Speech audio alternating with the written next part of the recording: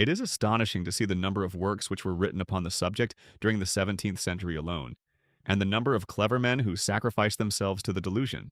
Gabriel de Castaigne, a monk of the Order of St. Francis, attracted so much notice in the reign of Louis XIII that that monarch secured him in his household and made him his grand almoner. He pretended to find the elixir of life, and Louis expected by his means to have enjoyed the crown for a century. Van Helmont also pretended to have once performed with success the process of transmuting quicksilver, and was in consequence invited by the Emperor Rudolph II to fix his residence at the court of Vienna. Glauber, the inventor of the salts which still bear his name, and who practiced as a physician at Amsterdam about the middle of the 17th century, established a public school in that city for the study of alchemy, and gave lectures himself upon the science. John Joachim Becher of Speyer acquired great reputation at the same period, and was convinced that much gold might be made out of flintstones by a peculiar process, and the aid of that grand and incomprehensible substance, the philosopher's stone. He made a proposition to the Emperor Leopold of Austria to aid him in these experiments, but the hope of success was too remote, and the present expense too great to tempt that monarch, and he therefore gave Becher much of his praise but none of his money. Becher afterwards tried the States General of Holland with no better success. With regard to the innumerable tricks by which impostors persuaded the world that they had succeeded in making gold, and of which so many stories were current about this period, a very satisfactory report was read by Monsieur Geoffroy the Elder at the sitting of the Royal Academy of Sciences at Paris on the 15th of April 1722. As it relates principally to the alchemic cheats of the 16th and 17th centuries, the following abridgment of it may not be out of place in this portion of our history. The instances of successful transmutation were so numerous and apparently so well authenticated that nothing short of so able an exposure as that of Monsieur Geoffroy could disabuse the public mind. The trick to which they oftenest had recourse was to use a double-bottomed crucible, the undersurface being of iron or copper, and the upper one of wax, painted to resemble the same metal. Between the two they placed as much gold or silver dust as was necessary for their purpose. They then put in their lead quicksilver or other ingredients, and placed their pot upon the fire. Of course, when the experiment was concluded, they never failed to find a lump of gold at the bottom. The same result was produced in many other ways. Some of them used a hollow wand, filled with gold or silver dust, and stopped at the ends with wax or butter. With this they stirred the boiling metal in their crucibles, taking care to accompany the operation with many ceremonies, to divert attention from the real purpose of the maneuver. They also drilled holes in lumps of lead, into which they poured molten gold, and carefully closed the aperture with the original metal. Sometimes they washed a piece of gold with quicksilver.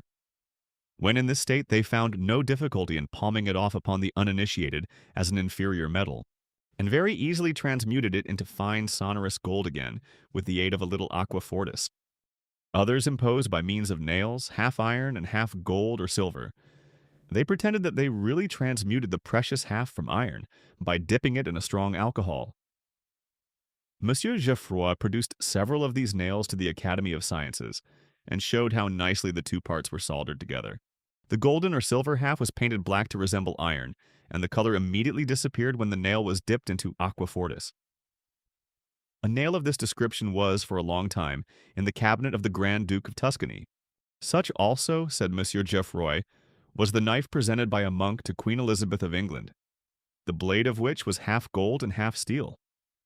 Nothing at one time was more common than to see coins, half gold and half silver, which had been operated upon by alchemists for the same purposes of trickery. In fact, says Monsieur Geoffroy, in concluding his long report, there is every reason to believe that all the famous histories which have been handed down to us about the transmutation of metals into gold or silver, by means of the powder of projection or philosophical elixirs, are founded upon some successful deception of the kind above narrated. These pretended philosophers invariably disappeared after the first or second experiment, or their powders or elixirs have failed to produce their effect, either because attention being excited they have found no opportunity to renew the trick without being discovered, or because they have not had sufficient gold dust for more than one trial. The disinterestedness of these would-be philosophers looked, at first sight, extremely imposing. Instances were not rare in which they generously abandoned all the profits of their transmutations, even the honor of the discovery. But this apparent disinterestedness was one of the most cunning of their maneuvers. It served to keep up the popular expectation.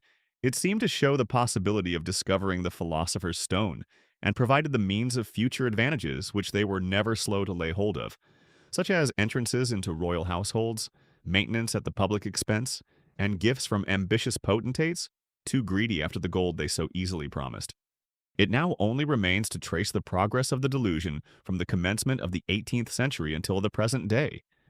It will be seen that until a very recent period, there were but slight signs of a return to reason. Jean Delisle. In the year 1705, there was much talk in France of a blacksmith named Delisle, who had discovered the philosopher's stone, and who went about the country turning lead into gold. He was a native of Provence, from which place his fame soon spread to the capital. His early life is involved in obscurity, but Lenglet du Fresnoy has industriously collected some particulars of his later career, which possess considerable interest. He was a man without any education, and had been servant in his youth to an alchemist from whom he learned many of the tricks of the fraternity. The name of his master has never been discovered, but it is pretended that he rendered himself in some manner obnoxious to the government of Louis XIV, and was obliged in consequence to take refuge in Switzerland. Delisle accompanied him as far as Savoy, and there, it is said, set upon him in a solitary mountain pass, and murdered and robbed him. He then disguised himself as a pilgrim and returned to France. At a lonely inn by the roadside where he stopped for the night, he became acquainted with a woman named Aluys, and so sudden a passion was enkindled betwixt them that she consented to leave all, follow him, and share his good or evil fortune wherever he went. They lived together for 5 or 6 years in Provence without exciting any attention, apparently possessed of a decent independence. At last, in 1706, it was given out that he was the possessor of the philosopher's stone, and people from far and near came flocking to his residence at the Château de la Palu, at Silanez, near Bargemont, to witness the wealth he could make out of pumps and fire shovels. The following account of his operations is given in a letter addressed by Monsieur de Sérisy, the prior of Châteauneuf, in the diocese of Riez, in Provence, to the vicar of Saint-Jacques-du-Haut-Pas, at Paris, and dated the 18th of November, 1706. I have something to relate to you, my dear cousin, which will be interesting to you and your friends. The philosopher's stone, which so many persons have looked upon as a chimera, is at last found. It is a man named Delisle of the parish of Silanez, and residing within a quarter of a league of me, that has discovered this great secret. He turns lead into gold and iron into silver by merely heating these metals red hot, and pouring upon them in that state some oil and powder he is possessed of, so that it would not be impossible for any man to make 1,000,000 a day if he had sufficient of this wondrous mixture. Some of the pale gold which he had made in this manner he sent to the jewelers of Lyons, to have their opinion on its quality. He also sold 20 pounds weight of it to a merchant of Digne named Taxis. All the jewelers say they never saw such fine gold in their lives. He makes nails, part gold, part iron, and part silver. He promised to give me one of them. In a long conversation which I had with him the other day, by order of the Bishop of Seney, who saw his operations with his own eyes, and detailed all the circumstances to me. The Baron and Baroness de Reinwald showed me a lingot of gold made out of pewter before their eyes by Monsieur Delisle. My brother-in-law Sauveur, who has wasted 50 years of his life in this great study, brought me the other day a nail which he had seen changed into gold by Delisle, and fully convinced me that all his previous experiments were founded on an erroneous principle. This excellent workman received a short time ago a very kind letter from the superintendent of the royal household, which I read. He offered to use all his influence with the ministers to prevent any attempts upon his liberty, which has twice been attacked by the agents of government. It is believed that the oil he makes use of is gold or silver reduced to that state. He leaves it for a long time exposed to the rays of the sun. He told me that it generally took him 6 months to make all his preparations. I told him that apparently the king wanted to see him. He replied that he could not exercise his art in every place, as a certain climate and temperature were absolutely necessary to his success. The truth is that this man appears to have no ambition. He only keeps 2 horses and 2 men-servants. Besides, he loves his liberty, has no politeness, and speaks very bad French. But his judgment seems to be solid. He was formerly no more than a blacksmith, but excelled in that trade without having been taught it. All the great lords and seigneurs from far and near come to visit him, and pay such court to him, that it seems more like idolatry than anything else. Happy would France be if this man would discover his secret to the king, to whom the superintendent has already sent some lingots. but the happiness is too great to be hoped for I fear that the workman and his secret will expire together. There is no doubt that this discovery will make a great noise in the kingdom, unless the character of the man which I have just depicted to you prevent it. At all events, posterity will hear of him. In another letter to the same person, dated the 27th of January 1707, Monsieur de Chérisy says, "My dear cousin, I spoke to you in my last letter of the famous alchemist of Provence, Monsieur Delisle. A good deal of that was only hearsay, but now I am enabled to speak from my own experience. I have in my possession a nail, half iron and half silver, which I made myself. That great and admirable workman also bestowed a still greater privilege upon me. He allowed me turn a piece of lead which I had brought with me into pure gold, by means of his wonderful oil and powder. All the country have their eyes upon this gentleman. Some deny loudly, others are incredulous, but those who have seen acknowledge the truth. I have read the passport that has been sent to him from court, with orders that he should present himself at Paris early in the spring. He told me that he would go willingly, and that it was himself who fixed the spring for his departure, as he wanted to collect his materials, in order that immediately on his introduction to the king, he might make an experiment worthy of his majesty by converting a large quantity of lead into the finest gold. I sincerely hope that he will not allow his secret to die with him, but that he will communicate it to the king. As I had the honor to dine with him on Thursday last, the 20th of this month, being seated at his side, I told him in a whisper that he could, if he liked, humble all the enemies of France. He did not deny it, but began to smile. In fact, this man is the miracle of art. Sometimes he employs the oil and powder mixed, sometimes the powder only, but in so small a quantity that, when the lingot which I made was rubbed all over with it, it did not show at all. This soft-headed priest was by no means the only person in the neighborhood who lost his wits in hopes of the boundless wealth held out by this clever impostor. Another priest named Delisle, a chanter in the Cathedral of Grenoble, writing on the 30th of January 1707, says, "Monsieur Menard, the curate of Montier, has written to me, stating that there is a man, about 35 years of age, named Delisle, who turns lead and iron into gold and silver, and that this transmutation is so veritable and so true that the goldsmiths affirm that his gold and silver are the purest and finest they ever saw. For 5 years this man was looked upon as a madman or a cheat, but the public mind is now disabused with respect to him. He now resides with Monsieur de la Palu at the chateau of the same name. Monsieur de la Palu is not very easy in his circumstances and wants money to portion his daughters, who have remained single till middle age, no man being willing to take them without a dowry. Monsieur Delisle has promised to make them the richest girls in the province before he goes to court, having been sent for by the king. He has asked for a little time before his departure in order that he may collect powder enough to make several quintals of gold before the eyes of his majesty, to whom he intends to present them. The principal matter of his wonderful powder is composed of simples, principally the herbs Lunaria major and minor. There's a good deal of the first planted by him in the gardens of La Palu, and he gets the other from the mountains that stretch about 2 leagues from Montier. What I tell you now is not a mere story invented for your diversion. Monsieur Menard can bring forward many witnesses to its truth. Among others, the Bishop of Seney, who saw these surprising operations performed, and Monsieur de Chérisy, whom you know well. Delisle transmutes his metals in public. He rubs the lead or iron with his powder and puts it over burning charcoal. In a short time it changes color, the lead becomes yellow and is found to be converted into excellent gold, the iron becomes white and is found to be pure silver. Delisle is altogether an illiterate person. Monsieur de Saint-Aubin endeavored to teach him to read and write, but he profited very little by his lessons. He is unpolite, fantastic, and a dreamer, and acts by fits and starts. Delisle, it would appear, was afraid of venturing to Paris. He knew that his sleight of hand would be too narrowly watched in the royal presence, and upon some pretense or other he delayed the journey for more than 2 years. Desmarets, the minister of finance to Louis XIV, thinking the philosopher dreaded foul play, twice sent him a safe conduct under the king's seal. But Delisle still refused. Upon this, Desmarets wrote to the Bishop of Seney for his real opinion as to these famous transmutations. The following was the answer of that prelate. Copy of a report addressed to Monsieur Desmarets, Comptroller General of the Finances to His Majesty Louis XIV, by the Bishop of Seney, dated March 709. Sir, a 12-month ago, or a little more, I expressed to you my joy at hearing of your elevation to the ministry. I have now the honor to write you my opinion of the Sieur Delisle, who has been working at the transmutation of metals in my diocese. I have, during the last 2 years, spoken of him several times to the Count de Pontchartrain, because he asked me. But I have not written to you, sir, or to Monsieur de Chamillard, because you neither of you requested my opinion upon the subject.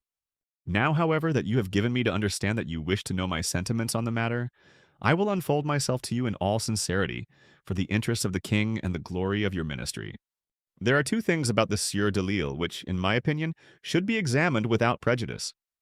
The one relates to his secret, the other to his person. That is to say, whether his transmutations are real, and whether his conduct has been regular. As regards the secret of the philosopher's stone, I deemed it impossible for a long time, and for more than 3 years I was more mistrustful of the pretensions of this Sieur Delisle than of any other person. During this period I afforded him no countenance. I even aided a person who was highly recommended to me by an influential family of this province to prosecute Delisle for some offense or other, which it was alleged he had committed. But this person, in his anger against him, having told me that he had himself been several times the bearer of gold and silver to the goldsmiths of Nice, Aix, and Avignon, which had been transmuted by Delisle from lead and iron, I began to waver a little in my opinions respecting him. I afterwards met Delisle at the house of one of my friends. To please me, the family asked Delisle to operate before me, to which he immediately consented. I offered him some iron nails, which he changed into silver in the chimney place before 6 or 7 credible witnesses. I took the nails thus transmuted, and sent them by my almoner to Imbert, the jeweler of Aix, who, having subjected them to the necessary trial, returned them to me, saying they were very good silver. Still, however, I was not quite satisfied. Monsieur de Pontchartrain having hinted to me 2 years previously that I should do a thing agreeable to his majesty if I examined into this business of Delisle, I resolved to do so now. I therefore summoned the alchemist to come to me at Castellane.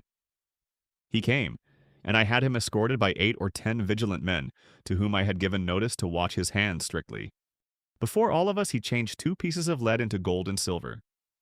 I sent them both to Monsieur de Pontchartrain, and he afterwards informed me by a letter, now lying before me, that he had shown them to the most experienced goldsmiths of Paris, who unanimously pronounced them to be gold and silver of the very purest quality and without alloy.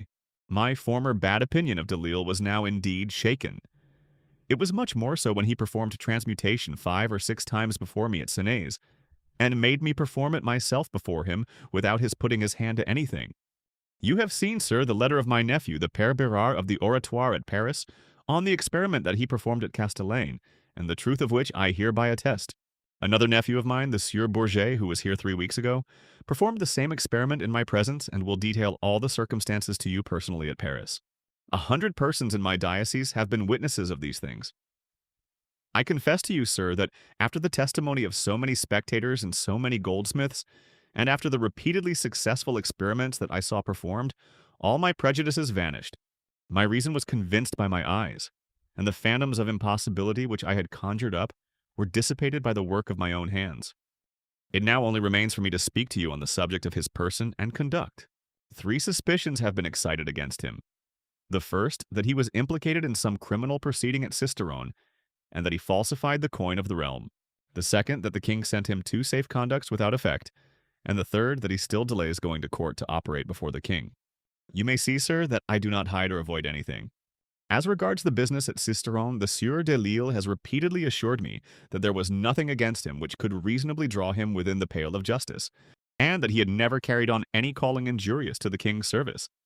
It was true that 6 or 7 years ago he had been to Sisteron to gather herbs necessary for his powder, and that he had lodged at the house of one Pelouse, whom he thought an honest man.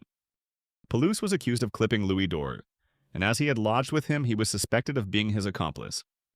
This mere suspicion, without any proof whatever, had caused him to be condemned for contumacy, a common case enough with judges who always proceed with much rigor against those who are absent. During my own sojourn at Aix, it was well known that a man named André Aluys had spread about reports injurious to the character of Delisle, because he hoped thereby to avoid paying him a sum of 40 louis that he owed him. But permit me, sir, to go further, and to add that even if there were well-founded suspicions against Delisle, we should look with some little indulgence on the faults of a man who possesses a secret so useful to the state. As regards the 2 safe conducts sent him by the king, I think I can answer certainly that it was through no fault of his that he paid so little attention to them.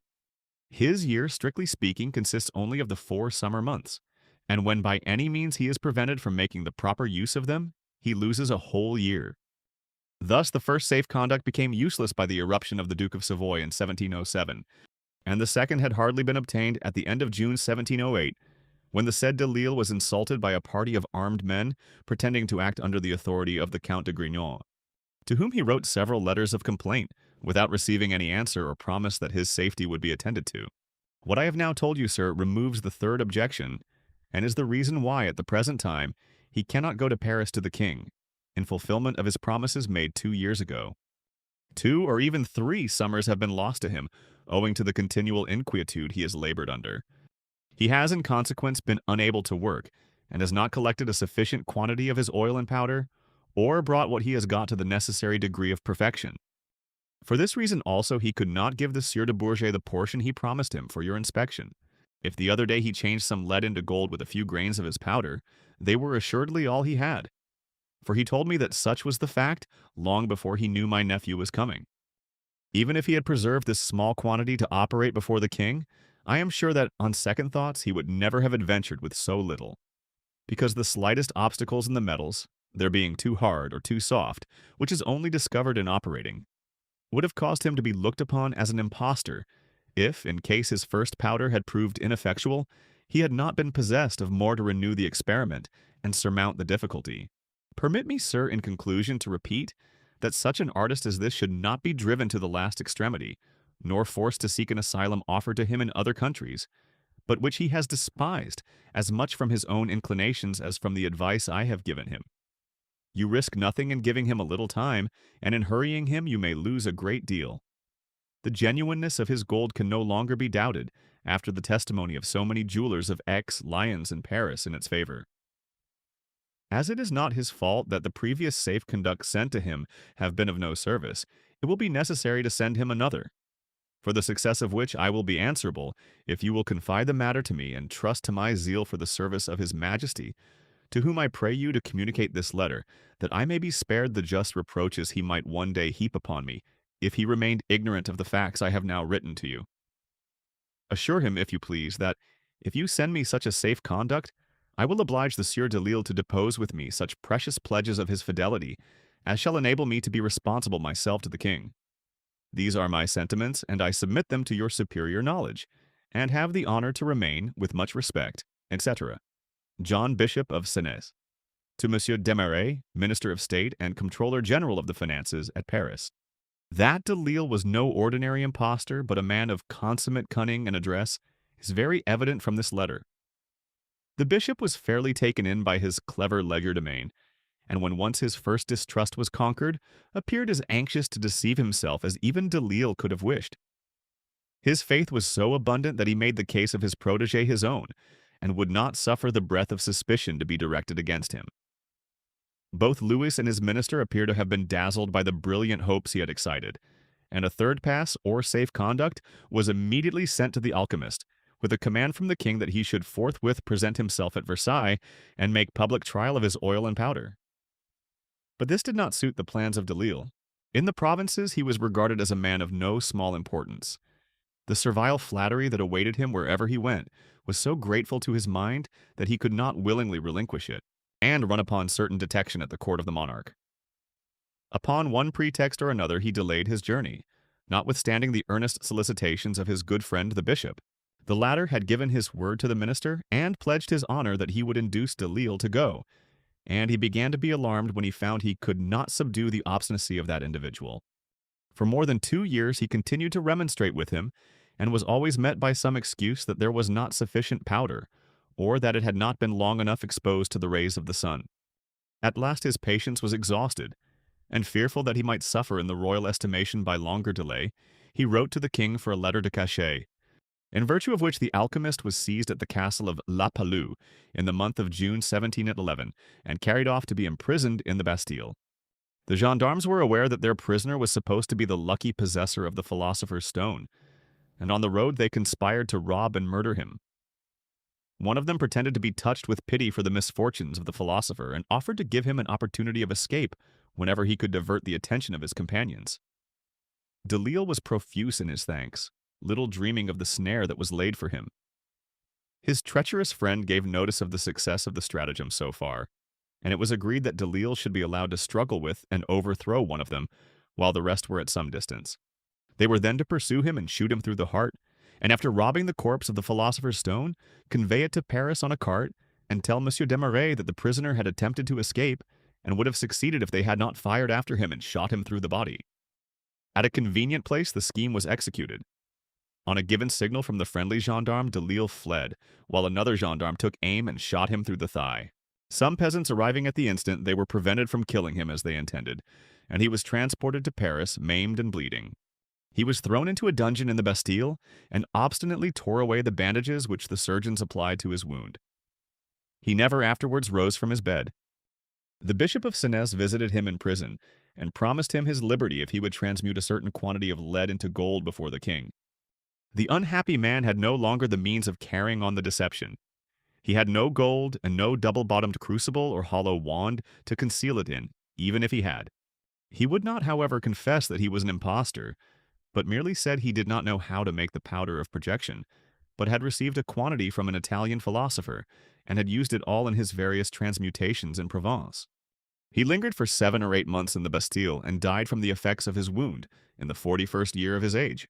This pretender to the philosopher's stone was the son, by a former husband, of the woman Aluys, with whom Delisle became acquainted at the commencement of his career, in the cabaret by the roadside, and whom he afterwards married.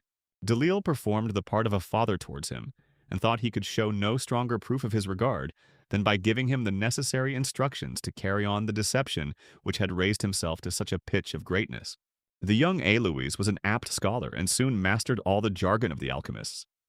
He discoursed learnedly upon projections, cimentations, sublimations, the elixir of life, and the universal alkahest, and on the death of Delisle gave out that the secret of that great adept had been communicated to him, and to him only. His mother aided in the fraud, with the hope they might both fasten themselves, in the true alchemical fashion, upon some rich dupe, who would entertain them magnificently while the operation was in progress.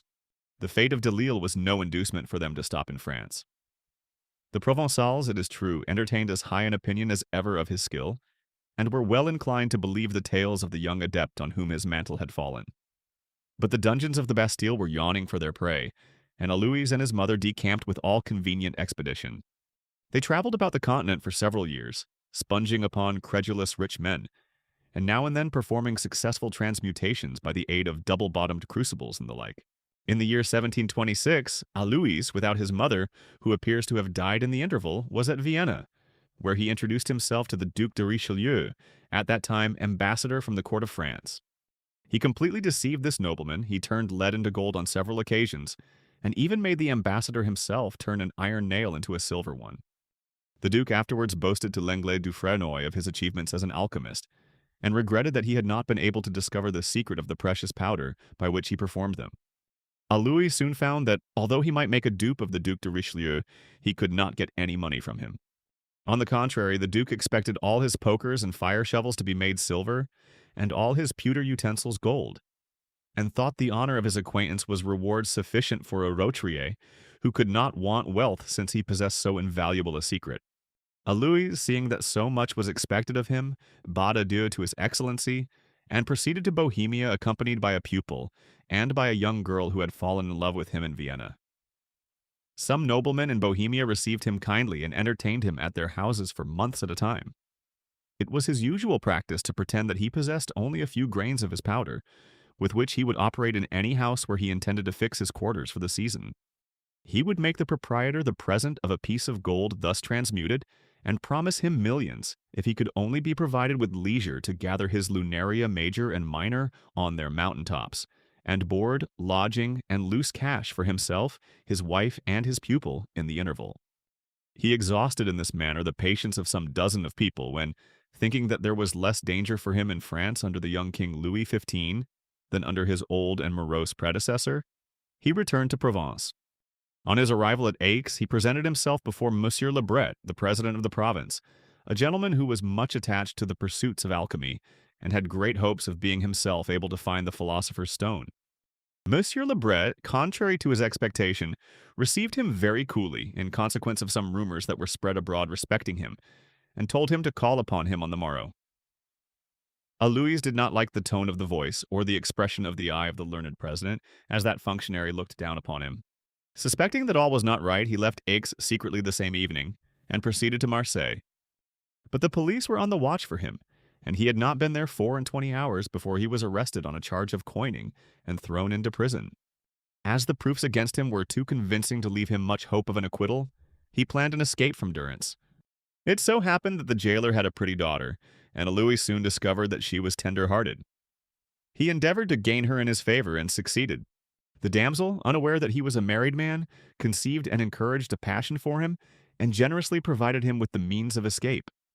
After he had been nearly a year in prison, he succeeded in getting free, leaving the poor girl behind to learn that he was already married and to lament in solitude that she had given her heart to an ungrateful vagabond.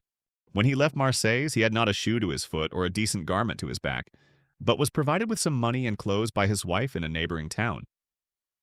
They then found their way to Brussels, and by dint of excessive impudence brought themselves into notice.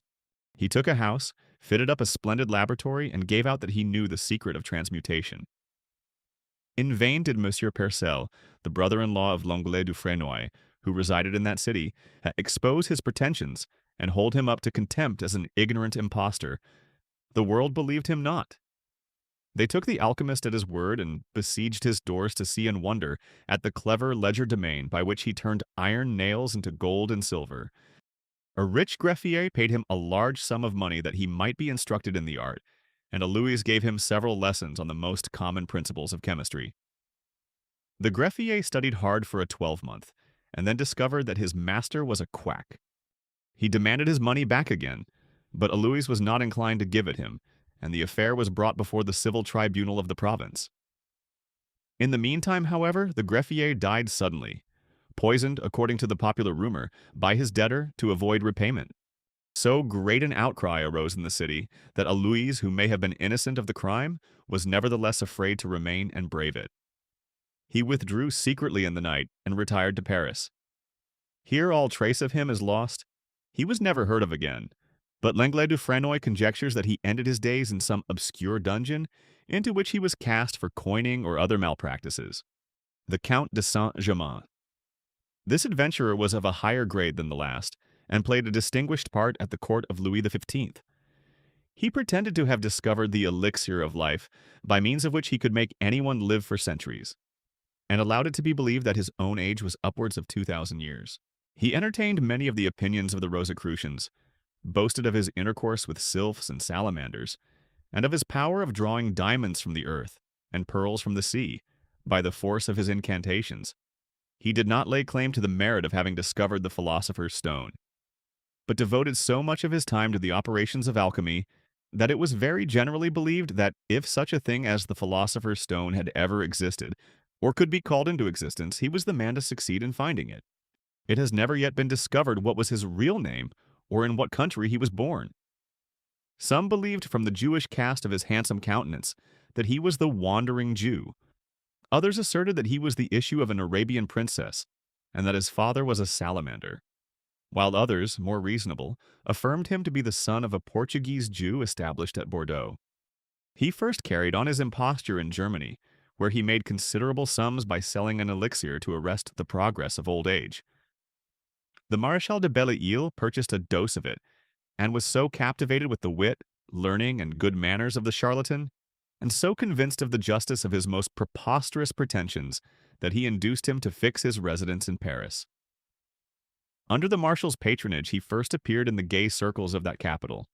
Everyone was delighted with the mysterious stranger, who, at this period of his life, appears to have been about 70 years of age, but did not look more than 45. His easy assurance imposed upon most people. His reading was extensive and his memory extraordinarily tenacious of the slightest circumstances. His pretension to have lived for so many centuries naturally exposed him to some puzzling questions as to the appearance, life, and conversation of the great men of former days. But he was never at a loss for an answer. Many who questioned him for the purpose of scoffing at him refrained in perplexity, quite bewildered by his presence of mind, his ready replies, and his astonishing accuracy on every point mentioned in history. To increase the mystery by which he was surrounded, he permitted no person to know how he lived. He dressed in a style of the greatest magnificence, sported valuable diamonds in his hat, on his fingers, and in his shoe buckles, and sometimes made the most costly presents to the ladies of the court. It was suspected by many that he was a spy in the pay of the English ministry, but there never was a tittle of evidence to support the charge. The king looked upon him with marked favor, was often closeted with him for hours together, and would not suffer anybody to speak disparagingly of him.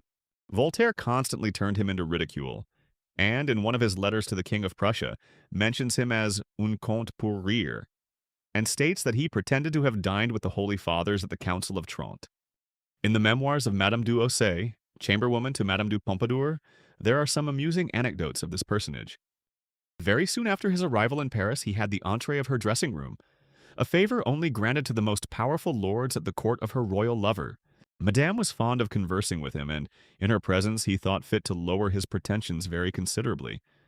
But he often allowed her to believe that he had lived 200 or 300 years at least. One day, says Madame d'Ossé, Madame said to him, in my presence, "What was the personal appearance of Francis I? He was a king I should have liked."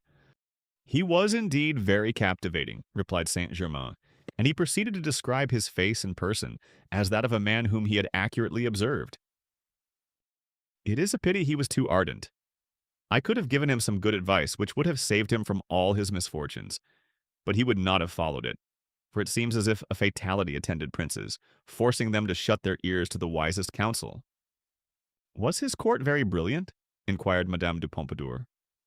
"Very," replied the count, "but those of his grandsons surpassed it. In the time of Mary Stuart and Margaret of Valois, it was a land of enchantment, a temple sacred to pleasures of every kind." Madame said, "You seem to have seen all this." "I have an excellent memory," said he, "and have read the history of France with great care. I sometimes amuse myself, not by making, but by letting it be believed that I lived in old times." "But you do not tell us your age," said Madame du Pompadour to him on another occasion, "and yet you pretend you are very old. The Countess de Gergy, who was, I believe, ambassadress at Vienna some 50 years ago, says she saw you there exactly the same as you now appear." "It is true, madame," replied Saint-Germain. "I knew Madame de Gergy many years ago." "But according to her account, you must be more than 100 years old?" "That is not impossible," said he, "but it is much more possible that the good lady is in her dotage. You gave her an elixir surprising for the effects it produced, for she says that during a length of time she only appeared to be 84, the age at which she took it. Why don't you give it to the king?" "Oh, madam," he exclaimed, "the physicians would have me broken on the wheel were I to think of drugging his majesty. When the world begins to believe extraordinary things of an individual, there is no telling where its extravagance will stop. People, when once they have taken the start, vie with each other who shall believe most." At this period, all Paris resounded with the wonderful adventures of the Count de Saint-Germain, and a company of waggish young men tried the following experiment upon its credulity. A clever mimic, who, on account of the amusement he afforded, was admitted into good society, was taken by them, dressed as the Count de Saint-Germain, into several houses in the Rue du Marais. He imitated the Count's peculiarities admirably, and found his auditors open-mouthed to believe any absurdity he chose to utter.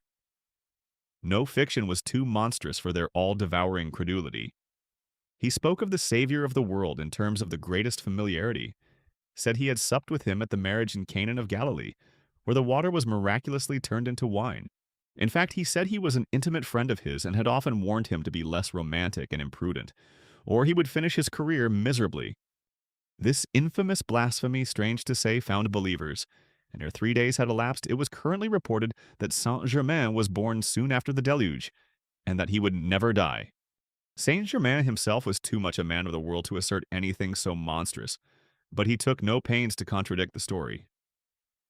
In all his conversations with persons of rank and education, he advanced his claims modestly, and as if by mere inadvertency, and seldom pretended to a longevity beyond 300 years, except when he found he was in company with persons who would believe anything.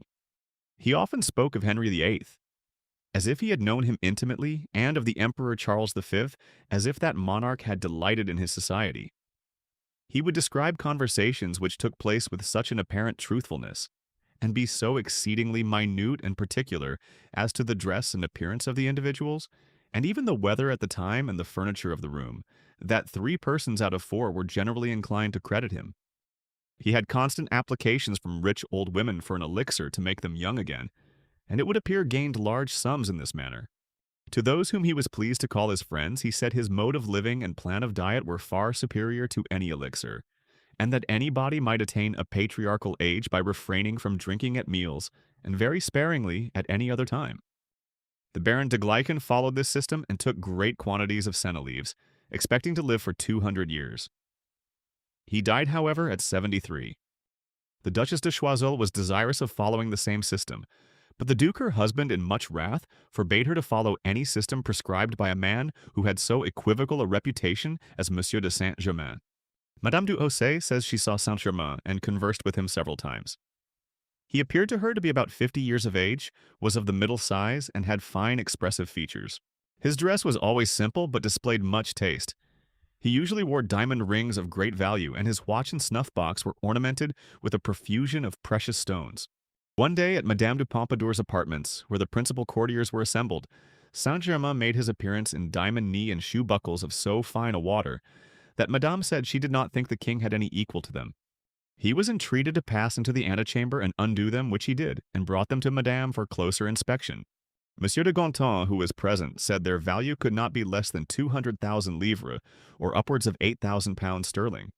The Baron de Gleichen, in his memoirs, relates that the Count one day showed him so many diamonds that he thought he saw before him all the treasures of Aladdin's lamp, and adds that he had had great experience in precious stones, and was convinced that all those possessed by the Count were genuine. On another occasion, Saint-Germain showed Madame du Pompadour a small box containing topazes, emeralds, and diamonds worth 500,000 of livres. He affected to despise all this wealth to make the world more easily believe that he could, like the Rosicrucians, draw precious stones out of the earth by the magic of his song. He gave away a great number of these jewels to the ladies of the court, and Madame de Pompadour was so charmed with his generosity that she gave him a richly enameled snuff-box as a token of her regard, on the lid of which was beautifully painted a portrait of Socrates or some other Greek sage to whom she compared him. He was not only lavish to the mistresses, but to the maids. Madame du Hausset says, "The Count came to see Madame de Pompadour, who was very ill and lay on the sofa. He showed her diamonds enough to furnish a king's treasury. Madame sent for me to see all those beautiful things. I looked at them with an air of the utmost astonishment, but I made signs to her that I thought them all false. The Count felt for something in a pocketbook about twice as large as a spectacle case, and at length drew out 2 or 3 little paper packets, which he unfolded and exhibited a superb ruby. He threw on the table with a contemptuous air a little cross of green and white stones. I looked at it and said it was not to be despised. I then put it on and admired it greatly. The Count begged me to accept it. I refused. He urged to take it. At length he pressed so warmly that Madame, seeing it could not be worth more than 1,000 livres, made me a sign to accept it. I took the cross, much pleased with the Count's politeness. How the adventurer obtained his wealth remains a secret. He could not have made it all by the sale of his elixir vitae in Germany, though no doubt some portion of it was derived from that source. Voltaire positively says he was in the pay of foreign governments, and in his letter to the King of Prussia, dated the 5th of April 1758, says that he was initiated in all the secrets of Choiseul, Kaunitz, and Pitt. Of what use he could be to any of those ministers, and to Choiseul especially, is a mystery of mysteries. There appears no doubt that he possessed the secret of removing spots from diamonds, and in all probability he gained considerable sums by buying at inferior prices such as had flaws in them, and afterwards disposing of them at a profit of cent per cent. Madame du Hausset relates the following anecdote on this particular. The king, says she, ordered a middling-sized diamond, which had a flaw in it, to be brought to him. After having it weighed, His Majesty said to the Count, "The value of this diamond as it is, and with the flaw in it, is 6,000 livres. Without the flaw, it would be worth at least 10,000. Will you undertake to make me a gainer of 4,000 livres?" Saint-Germain examined it very attentively and said, "It is possible it may be done. I will bring it you again in a month." At the time appointed, the Count brought back the diamond without a spot, and gave it to the king. It was wrapped in a cloth of amianthos, which he took off. The king had it weighed immediately and found it very little diminished. His Majesty then sent it to his jeweler by Monsieur de Gontan, without telling him of anything that had passed. The jeweler gave 9,600 livres for it. The king, however, sent for the diamond back again and said he would keep it as a curiosity. He could not overcome his surprise and said Monsieur de Saint-Germain must be worth millions, especially if he possessed the secret of making large diamonds out of small ones. The count neither said that he could or could not, but positively asserted that he knew how to make pearls grow and give them the finest water. The king paid him great attention, and so did Madame de Pompadour. Monsieur du Quesnoy once said that Saint-Germain was a quack, but the king reprimanded him. In fact, His Majesty appears infatuated by him, and sometimes talks of him as if his descent were illustrious. Saint-Germain had a most amusing vagabond for a servant, to whom he would often appeal for corroboration when relating some wonderful event that happened centuries before. The fellow, who was not without ability, generally corroborated him in a most satisfactory manner. Upon one occasion, his master was telling a party of ladies and gentlemen at dinner some conversation he had had in Palestine with King Richard I of England, whom he described as a very particular friend of his. Signs of astonishment and incredulity were visible on the faces of the company, upon which Saint-Germain very coolly turned to his servant, who stood behind his chair, and asked him if he had not spoken truth. "I really cannot say," replied the man without moving a muscle.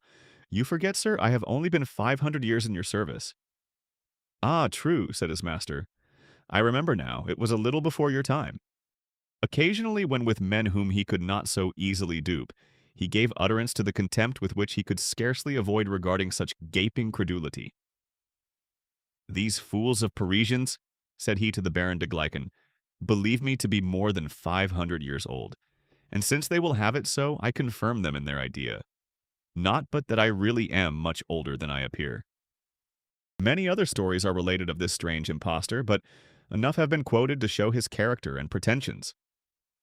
It appears that he endeavored to find the philosopher's stone, but never boasted of possessing it. The Prince of Hesse-Cassel, whom he had known years before in Germany, wrote urgent letters to him, entreating him to quit Paris and reside with him. Saint-Germain at last consented. Nothing further is known of his career. There were no gossiping memoir writers at the court of Hesse-Cassel to chronicle his sayings and doings. He died at Schleswig, under the roof of his friend the prince, in the year 1780. Cagliostro. This famous charlatan, the friend and successor of Saint-Germain, ran a career still more extraordinary. He was the arch-quack of his age, the last of the great pretenders to the philosopher's stone and the water of life, and during his brief season of prosperity, one of the most conspicuous characters of Europe. His real name was Joseph Balsamo. He was born at Palermo about the year 1743 of humble parentage. He had the misfortune to lose his father during his infancy, and his education was left in consequence to some relatives of his mother, the latter being too poor to afford him any instruction beyond mere reading and writing. He was sent in his 15th year to a monastery to be taught the elements of chemistry and physic, but his temper was so impetuous, his indolence so invincible, and his vicious habits so deeply rooted that he made no progress. After remaining some years, he left it with the character of an uninformed and dissipated young man, with good natural talents but a bad disposition. When he became of age, he abandoned himself to a life of riot and debauchery, and entered himself, in fact, into that celebrated fraternity, known in France and Italy as the Knights of Industry, and in England as the Swell Mob. He was far from being an idle or unwilling member of the corps. The first way in which he distinguished himself was by forging orders of admission to the theaters. He afterwards robbed his uncle and counterfeited a will. For acts like these, he paid frequent compulsory visits to the prisons of Palermo. Somehow or other he acquired the character of a sorcerer, of a man who had failed in discovering the secrets of alchemy, and had sold his soul to the devil for the gold, which he was not able to make by means of transmutation. He took no pains to disabuse the popular mind on this particular, but rather encouraged the belief than otherwise. He at last made use of it to cheat a silversmith named Marino of about 60 ounces of gold, and was in consequence obliged to leave Palermo. He persuaded this man that he could show him a treasure hidden in a cave, for which service he was to receive the 60 ounces of gold, while the silversmith was to have all the treasure for the mere trouble of digging it up, where Balsamo drew a magic circle and invoked the devil to show his treasures. Suddenly there appeared half a dozen fellows, the accomplices of the swindler, dressed to represent devils, with horns on their heads, claws to their fingers, and vomiting apparently red and blue flame. They were armed with pitchforks, with which they belabored poor Morano till he was almost dead, and robbed him of his 60 ounces of gold and all the valuables he carried about his person. They then made off, accompanied by Balsamo, leaving the unlucky silversmith to recover or die at his leisure. Nature chose the former course, and soon after daylight he was restored to his senses, smarting in body from his blows and in spirit for the deception of which he had been the victim. His first impulse was to denounce Balsamo to the magistrates of the town. But on further reflection he was afraid of the ridicule that a full exposure of all the circumstances would draw upon him. He therefore took the truly Italian resolution of being revenged on Balsamo by murdering him at the first convenient opportunity. Having given utterance to this threat in the hearing of a friend of Balsamo, it was reported to the latter, who immediately packed up his valuables and quitted Europe. He chose Medina in Arabia for his future dwelling place, and there became acquainted with a Greek named Altotas, a man exceedingly well versed in all the languages of the East, and an indefatigable student of alchemy. He possessed an invaluable collection of Arabian manuscripts on his favorite science, and studied them with such unremitting industry that he found he had not sufficient time to attend to his crucibles and furnaces without neglecting his books. He was looking about for an assistant when Balsamo opportunely presented himself, and made so favorable an impression that he was at once engaged in that capacity. But the relation of master and servant did not long subsist between them. Balsamo was too ambitious and too clever to play a secondary part, and within 15 days of their first acquaintance, they were bound together as friends and partners. Altotas, in the course of a long life devoted to alchemy, had stumbled upon some valuable discoveries in chemistry, one of which was an ingredient for improving the manufacture of flax, and imparting to goods of that material a gloss and softness, almost equal to silk. Balsamo gave him the good advice to leave the philosopher's stone for the present, undiscovered, and make gold out of their flax. The advice was taken, and they proceeded together to Alexandria to trade, with a large stock of that article. They stayed 40 days in Alexandria and gained a considerable sum by their venture. They afterwards visited other cities in Egypt and were equally successful. They also visited Turkey, where they sold drugs and amulets. On their return to Europe, they were driven by stress of weather into Malta and were hospitably received by Pinto, the Grand Master of the Knights, and a famous alchemist. They worked in his laboratory for some months and tried hard to change a pewter platter into a silver one. Balsamo, having less faith than his companions, was sooner wearied, and obtaining from his host many letters of introduction to Rome and Naples, he left him and Altotas to find the philosopher's stone and transmute the pewter platter without him. He had long since dropped the name of Balsamo on account of the many ugly associations that clung to it, and during his travels had assumed at least half a score others, with titles annexed to them. He called himself sometimes the Chevalier de Fischio, the Marquis de Melissa, the Baron de Belmonte, de Pellegrini, Dana, de Phoenix, de Harat, but most commonly the Count de Cagliostro. Under the latter title he entered Rome and never afterwards changed it. In this city he gave himself out as the restorer of the Rosicrucian philosophy, said he could transmute all metals into gold, that he could render himself invisible, cure all diseases, and administer an elixir against old age and decay. His letters from the Grand Master Pinto procured him an introduction into the best families. He made money rapidly by the sale of his elixir vitae, and, like other quacks, performed many remarkable cures by inspiring his patients with the most complete faith and reliance upon his powers, an advantage which the most impudent charlatans often possess over the regular practitioner. While thus in a fair way of making his fortune, he became acquainted with the beautiful Lorenza Feliciana, a young lady of noble birth but without fortune. Cagliostro soon discovered that she possessed accomplishments that were invaluable. Besides her ravishing beauty, she had the readiest wit, the most engaging manners, the most fertile imagination, and the least principle of any of the maidens of Rome. She was just the wife for Cagliostro, who proposed himself to her, and was accepted. After their marriage, he instructed his fair Lorenza in all the secrets of his calling, taught her pretty lips to invoke angels and genii, sylphs, salamanders, and undines, and, when need required, devils and evil spirits. Lorenza was an apt scholar. She soon learned all the jargon of the alchemists and all the spells of the enchanters, and thus accomplished the hopeful pair set out on their travels to levy contributions on the superstitious and the credulous.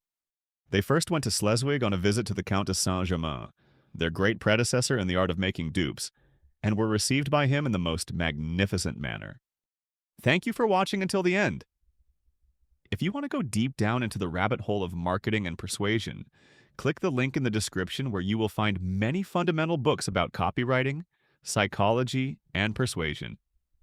And don't forget to subscribe to the channel for more videos like this one. See you in the next one.